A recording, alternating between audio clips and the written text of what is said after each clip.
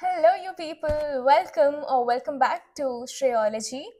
And today I am here yet again with another idea of mine of sorts. And while I talk about it, I would be getting ready since I gotta go somewhere and I could not live with this thought for longer. So I thought I'll just spill the beans and then while I get ready. So, the first time a girl grows up is never when she really feels ready for it, but it's when the world decides that she has to. One day, you're running around in the playground, your hair's all messy, you're laughing loud, and the next, someone whispers, pull your skirt down. Don't sit like that. Boys are looking. That's how it begins, not with pride, but with moral policing. Puberty isn't a chapter of growing up for most girls, but it's sort of starting off a silent surveillance. Suddenly, the same people who once said, she's still a child, start reminding you that you're not a child anymore. And that shift, it's really heavy for most girls. You feel it in the way your teacher starts speaking to you, in the way shopkeeper starts looking at you, and in the way aunties start advising you, and of course in the way your family starts watching you. In brown families, it's never about privacy but about control. They don't start knocking before entering your room because they respect your space. They start doing so in order to announce their presence. And your growing up becomes a household concern all of a sudden. Your phone, your friends, your clothes, everything becomes a topic of family discussion. And it's always phrased as protection. But somehow, protection always feels a lot more like punishment.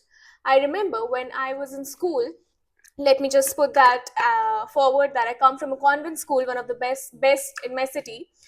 You'd think things would be better there, right? But no, boys still looked under the table and they whispered, they laughed, passed down comments, and when someone complained about it, we were told to wear shorts underneath, as if the problem was our legs, not their eyes.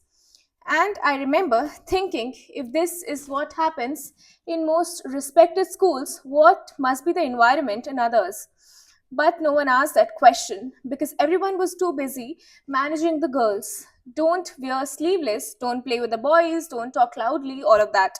Every don't was handed to us like a shield, except it never really protected us. It just taught us to shrink ourselves and slowly start living in a constant stage of self surveillance. You pull your dupatta up before anyone says anything. You sit cross legged automatically. You walk a little faster when you pass a group of men, and the world calls it modesty. But it's not modesty, it's conditioning. Because at some point you realize you're not being raised to understand your body, but you're being raised or trained to fear it. You're being told that your growing up is dangerous, not for you, but for the family. Every single part of you that's changing becomes something that needs to be covered, controlled, and contained. And yet, no one ever stops to tell the boys, don't stare, don't make them uncomfortable, don't act entitled to her space. It's always her responsibility. Puberty for girls isn't freedom, it's surveillance disguised as care. We don't realize that in brown families, we don't grow up with freedom, we grow up negotiating with it. The saddest part is, it becomes so normalized that we, the girls, start doing it to ourselves at a point. We start moral policing each other. She posts too many pictures, she talks too much to guys, she should be careful. You know how people are, she's a pick me and whatnot. We don't even realize that the same fear they planted in us, we start watering it ourselves. But it's time to name it for what it is. Because this isn't protection, it's not tradition, it's not culture, it's sheer control.